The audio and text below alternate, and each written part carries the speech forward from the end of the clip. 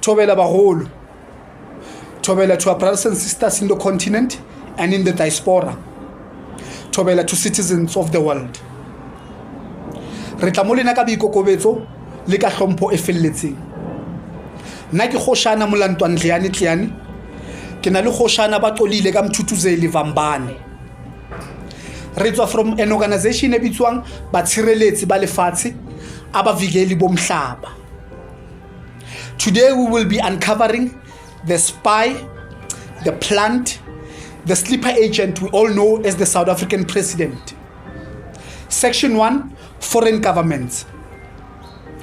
For decades, foreign governments have been targeting the African continent through vaccines.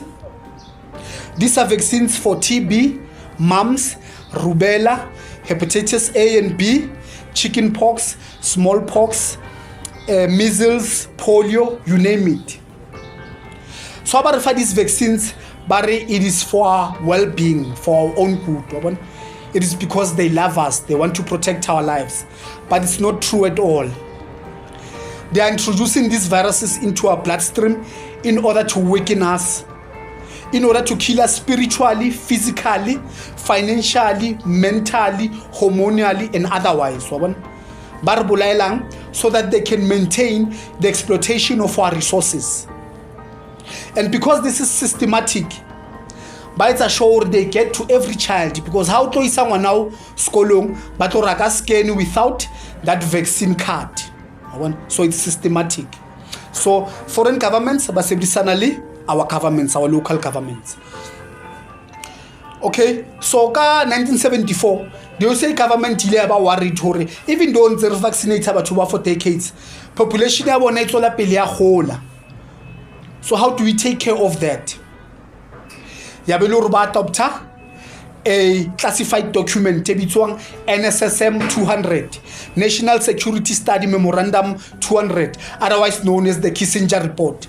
Africa was to reduce the population.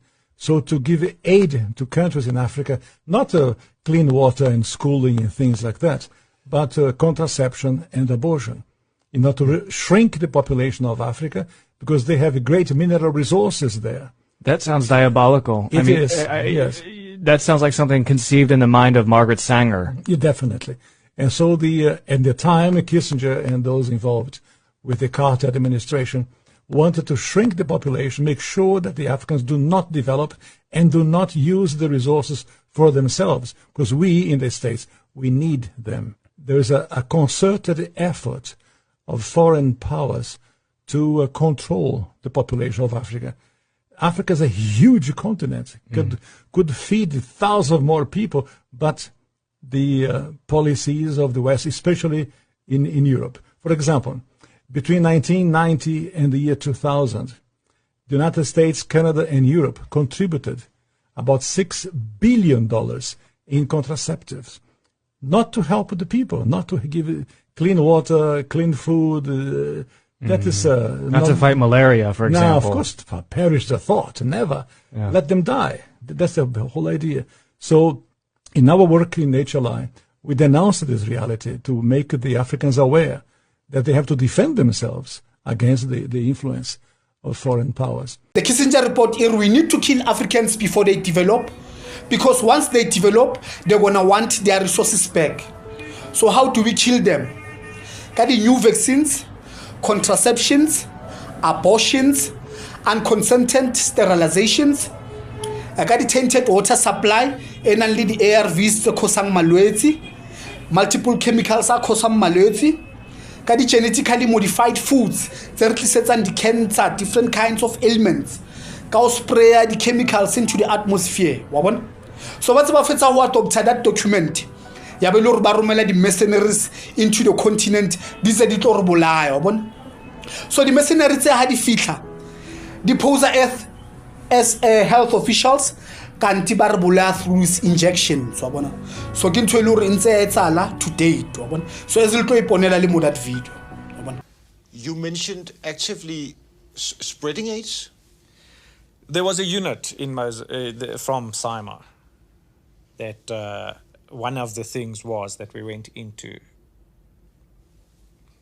African countries And how was that done exactly? Through inoculation. Through vaccines? Yeah, through vaccines. Pretending to inoculate people and that type of thing. The idea being to kill black people? Yeah, to eradicate black people. You must understand the concept was that AIDS was a killer. It was incurable at that point in time. So it was led to believe that if you infected people, it was the quick, non-militaristic approach to eliminate black people. And that is something you know for a fact, that AIDS was actively being spread to other countries? Yes, to African countries. We were at war. Black people in South Africa were the enemy. But so it was about white supremacy? Definitely. Definitely trying to retain the white supremacy on the African continent. And furthermore, he tells us that the purpose of Maxwell's clinics in and around Johannesburg was to infect black people with HIV. He had the one in Thokoza, he had the one in Alex. Yes. If I'm not mistaken, there was on the West Strand. So, and these were research facilities for them to inject people with a solution to see that they prevented AIDS in it. In the meantime, they were injecting people with AIDS. And he was only working on black people in these clinics? Yes, yeah. For almost nothing? Yeah. But that's what I'm saying. So you know what I mean? What easier way to get a big guinea pig? That you live in the apartheid system. Black people have got no rights. They need medical treatment. There's a white philanthropist coming in and say, you know what, I'll open up these clinics and I will treat you. I will do this. And meantime, you actually the wolf in sheep's clothing. So section 2. The spy, the plant, the sleeper agent. So Ntate Ramaphosa was recruited by the apartheid regime and foreign governments in the 70s. They taught him how to lie, cheat, steal, manipulate, deceive, how to carry himself, how to charm people, how to infiltrate, and most importantly, how to kill. Ka 1981 bam plantile as the legal advisor ko CUSA, Council of Unions of South Africa, so that acto khona go keep an eye on the workings of the unions. Ka 1982 a fanda ki di handlers sa hae, di masters sa hae, hore a qale NUM, National Union of Mine Workers. Haba former NUM, it was not because they cared about the well-being of the miners. No.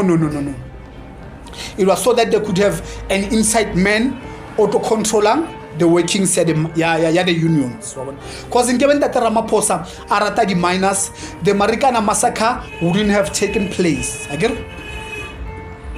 Okay, now we move on to CODESA. Years leading to CODESA, there was turmoil in the country. Ma-African asathola are yes, bas, we were fighting back. We had started killing European civilians. We had support from foreign governments in Europe. The government sent support in the continent with government sent supporter. We had organizations such as APLA, Azanian People Liberation Army, Azanla, Azanian National Liberation Army, MK, Umkhonto weSizwe. So civilians were rioting. So all of these things, because it's a pressure for the apartheid regime. So libona babona hore re tlo lose power, and then khwabali this talk ya re tshwantse be le di CODESA negotiations, meaning urare ya go CODESA ne re le ko plekeng advantage. We had an advantage ya go CODESA. So seeing this, the apartheid regime and the foreign governments but planted their spy as the lead negotiator in the negotiations that CODESA, and then together it's a crime resulting in the formulation of the constitution. And since the constitution it's like a crime and any foundation of the entire government, it means that the entire government is illegal. Yes, our government right now, the police, the defense force, everyone, parliament, it's illegal. Marcos. So this is what happened.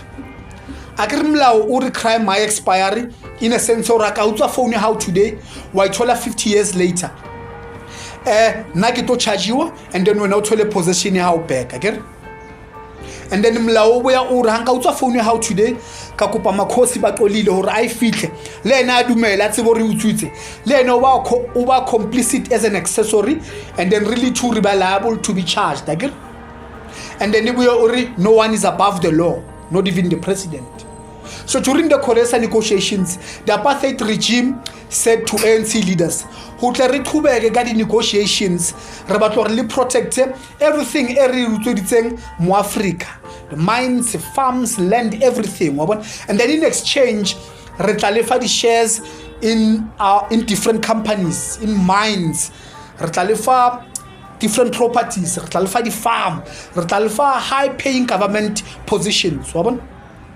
So the minute ANC leaders Idumelo will protect those crimes, Libone they became complicit in the apartheid crimes as accessories, and then together by introducing the constitution, which is the foundation of the entire government, meaning that the entire government is in fact illegal as of now. And then illegally, so still working against Africans because the vaccine still are not and then bona reach. And then the minute badumela this is when nabankas twalo Santa Ramaphosa, because after the Codesa negotiations but what's babula ke tlala, and then bona to date they are getting richer and richer but lo go dintlong di millions tsa eng wa bona rena ra safara ke twalo sa Santa Ramaphosa. Because and the bona, these government officials, these politicians, what is it that they are doing to the nation? Because in our universities, again, under criminology, where there's poverty, there's crime, murder, prostitution, rape, chaos, drug abuse, everything it is a result of poverty, and poverty because of the deal they did with Codesa. So it doesn't matter for GBV the government take a former the office take for it's GBV, as long as also look is foundation. It's a fact. So so the system reset so that batho ba kgone ho phela. A video national dialogue. National dialogue. Ramaphosa speaking now to the Eminent Persons Group for the National Dialogue. Let's listen. Hold back our country's progress. Our economy has not been growing, and the numbers of unemployed people has been rising. In many areas, we have seen a deterioration in governance, a decline in the delivery of services, and widespread corruption and a wastage of public resources. At the same time, we have seen an increasing disengagement by many people from the democratic process, as witnessed by the turnout of people who did not vote in the May 2024 elections. The National Dialogue, therefore, is an opportunity to mobilize South Africans to address these challenges and restore our country to the path of transformation, of development and progress. It should be seen as an opportunity to build on the achievements of the last 3 decades by defining a shared vision and a common program to take our country forward. The National Dialogue draws on a rich tradition of discussion, debate, and united action. In fact, we can safely and confidently say that dialoguing is not a new phenomenon to South Africans. We've held a number of dialogues, and many of those, if not all, have been truly positive or have yielded positive results. The latest one we held was when we drafted our constitution, we had a national dialogue which involved hundreds of thousands of our people and had to deal with millions of documents and suggestions that were proposed and submitted. That in itself ended up with a very good product, a compact, which constitutes our constitution today. At critical moments in our we have come together as a people to confront our difficulties and find solutions to our problems. From the Freedom Charter to the drafting of our Constitution, as I said, from the National Peace Accord to our response to the devastating COVID pandemic, South Africans have always pursued dialogue, cooperation, and partnership. What is our strength? Is our diversity. We are a diverse people with different cultures, languages, political traditions, and viewpoints. While this diversity makes for robust and often noisy debate, it does mean that we have a wealth of experience and perspectives on which to draw lessons. The reason we bile le CODESA is because we not rometse di documents ra re go be le CODESA go be le those negotiations. Mara nnete gore there's not even a single soul e la romela gore ba lo protected apartheid crimes akere. So ke tse ba di entseng le their masters yena as a spy the masters di moditse gore so it's like the apartheid regime was negotiating with themselves because they planted their spy. So more that video it is because of you whatever dialogue ba yetsang ba bona gore batho ba phahama no batho ba phaphama. So they are trying to recapture us in order to make way for the new world order. Yeah, they are masters Bill Gates le Klaus Schwab. Okay, then I'm moving on to the coronavirus saga. For years ntse re utlwa Bill Gates a bua hore if they can do a good job on new vaccines and reproductive health care, they can reduce the population. As re tlo utlwa mo these videos tse re tlo jalang tsona, these numbers is going to have to get pretty near to zero. That's back from high school algebra. But let's take a look. First, we've got population. Now, the world today has 6.8 billion people. That's headed up to about 9 billion. Now, if we do a really great job on new vaccines, health care, reproductive health services, we could lower that by perhaps 10 or 15%. We're taking things that are, genetically modified organisms, and we're injecting them in little kids' arms. We just shoot them right into the vein. In a Wall Street essay, Bill Gates declared vaccines the best investment I've ever made. There's been over a 20-to-1 return. So if you just look at the economic benefits, that's a pretty strong number compared to any. And then to ensure that they get protection from mainstream media, they fund the media. The Gates Foundation spends tens of millions of dollars per year on media partnerships, sponsoring coverage of its program areas across the board. Gates funds the Guardian's Global Development website. Gates funds NPR's global health coverage. Gates funds the Our World in Data website that is tracking the latest statistics and research on the coronavirus pandemic. Gates funds BBC coverage of global health and development issues, both through its BBC Media Action Organization and the BBC itself. Gates funds World Health coverage on ABC News.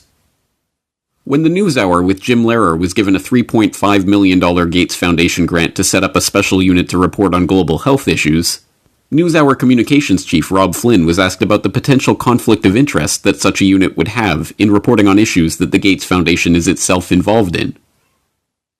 In some regards, I guess you might say that there are not a heck of a lot of things you could touch in global health these days that would not have some kind of Gates tentacle, Flynn responded. Indeed, it would be almost impossible to find any area of global health that has been left untouched by the tentacles of the Bill and Melinda Gates Foundation. It was Gates who sponsored the meeting that led to the creation of Gavi, the Vaccine Alliance, a global public-private partnership bringing together state sponsors and big pharmaceutical companies whose specific goals include the creation of healthy markets for vaccines and other immunization products. As a founding partner of the alliance, the Gates Foundation provided $750 million in seed funding and has gone on to make over $4.1 billion in commitments to the group. Including the so-called fact-checkers. They also systematically remove any information that can expose them. So in 2017, system yenze all it could to send Jacob Zuma from power. Because you never understand as a puppet system. So out of all the presidents we had in South Africa, he's the only one nesi puppet the system. So in about civil ragas dumelo etsang who carry out the vaccine mandate. So by it's a sure closer from power. And then as in the same year in 2017, the apartheid regime and foreign governments babeba fund the European Union babeba funda that Ramaphosa with over 1.2 billion rand. And this is according to the findings by the former public protector Mebusiswe Mkhwebane. Have you seen this interview? Sakina Kamwendo of the SABC was speaking to German Professor Thomas Hausen. And what he said was very explosive. Let's just listen. Thomas Hausen, your opening words were that Ramaphosa, the dream candidate of the EU in 2017, has reached his sell-by date. So he was the dream candidate. Why? Because he was believed to be a successful businessman. People didn't look exactly at the performance of his businesses. They didn't realize what role he played in the downturn of Lonmin, where a share price of maybe £10 fell to 10 pence. They didn't look at Chanduka. They didn't look at actual performance. They were hoping that a pragmatist, in a way a social democrat, would tame the transformation energy of the ANC. So that was the hope. That's why the West supported very strongly the Ramaphosa candidature, even financially. A lot of money was raised in London to help him win the nomination at the ANC conference at the time. But he hasn't fulfilled the promises. The Eskom situation, the power situation has got worse. The national railways during his term were destroyed. There are basically no more national railways. Petrosa is as bankrupt as Eskom. And so we can carry on. The state-owned enterprises are ruined. Of course, Minister Pravin Gordhan should be probably the first one to answer for that. But strangely, he was not replaced. He is retained together with the pillars of the old ANC, like Minister Mantashe, like Minister Kelly, and quite a few others. So he says three things. Number one, that Cyril Ramaphosa was not a successful businessman. He says that he depreciated the share price of Lonmin, depreciated the share price of Chanduka, meaning basically that nobody should have expected him to be able to turn things around for South Africa. He says, number two, and this is something very explosive and it links to something else. He said that Cyril Ramaphosa had the support, financial support of the EU. He says that he had a lot of financial support of the EU. And that makes you think about the CR17 campaign bank statements. Remember, it was said that $1 billion was raised. And then those bank statements to find out who the donors were sealed. But he goes on, or he doesn't go on actually. Let's go back a little bit to that point around financial support of the European Union. He also says lots of money was raised in London. Lots of money was raised in London. What is the significance of London? London is the headquarters of a company that is called Globeleq. Globeleq is the leading majority, company in what is known as the ICAMVA Consortium.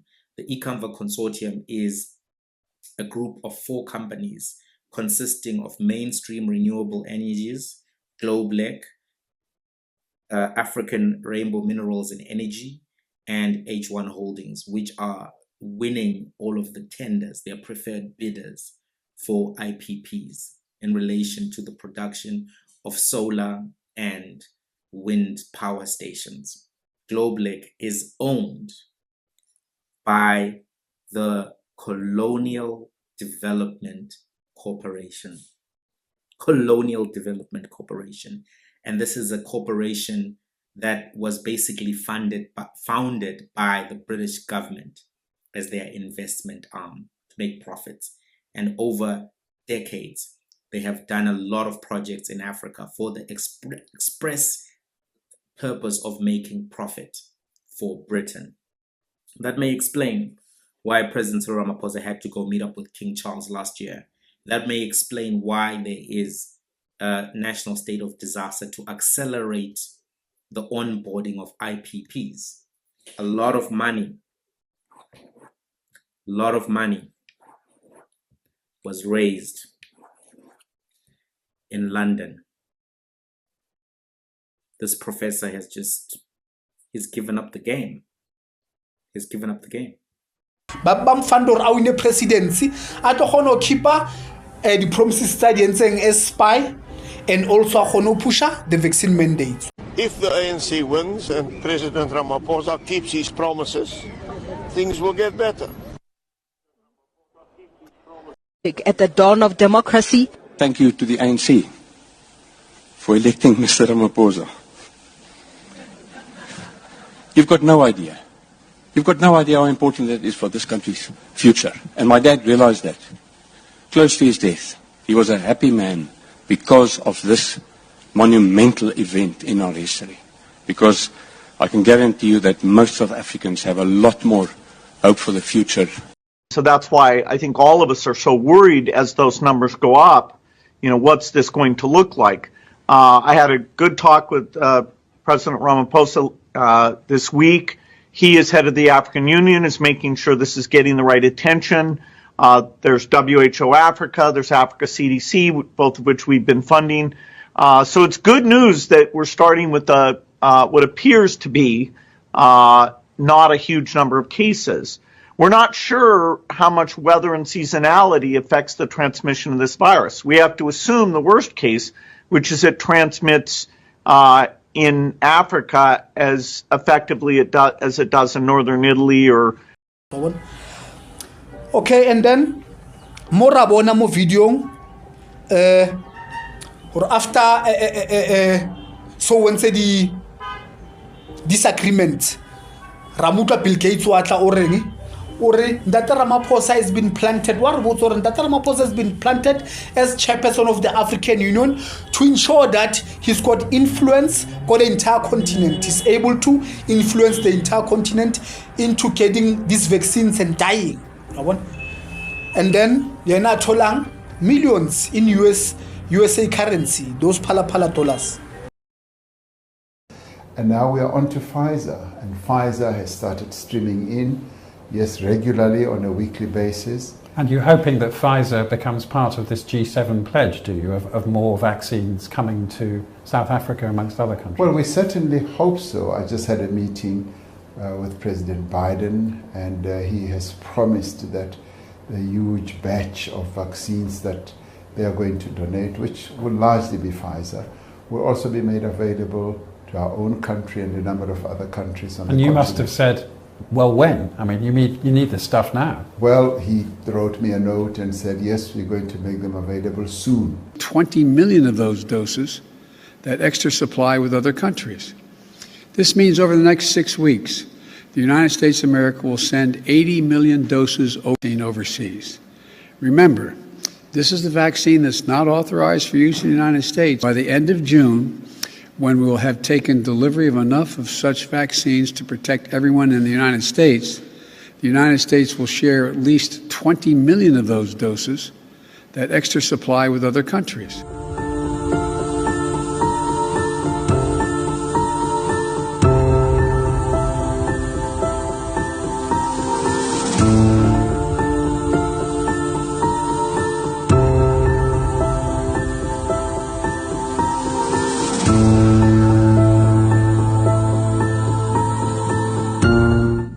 Want to find a way of ramping this up even beyond the end of the lockdown.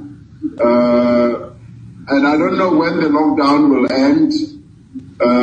Some people are saying the 16th of April. But when we announced it, I didn't say what year it will end. And then because in that Ramaphosa a large number of people is going to die, udigile 1 million graves in advance. See, this is someone who knows we are about to kill people, so I'm preparing for their burial in advance. Whilst they're still alive, I'm gonna dig for their graves. I'm gonna dig their graves, then so that after we inject them, we bury them. And then during the acquisition of the vaccines, something interesting happened. Ntate Zweli Mkhize, the Minister of Health at the time, he contacted Ramaphosa. These vaccines sa ko USA are dealing with safety and efficacy. So how about bazametse ko Russia? They are a safer option. So I was what the Ntate Ramaphosa, who already had a deal with Bill Gates. Makhosi. Yabeluru Ntate Ramaphosa utsusa the scandals Ntate Zweli Mkhize digital vibes, and then as a result Ntate Zweli Mkhize ultimately had to resign. Mara before atsamaya arshiaka some very important information. The video no.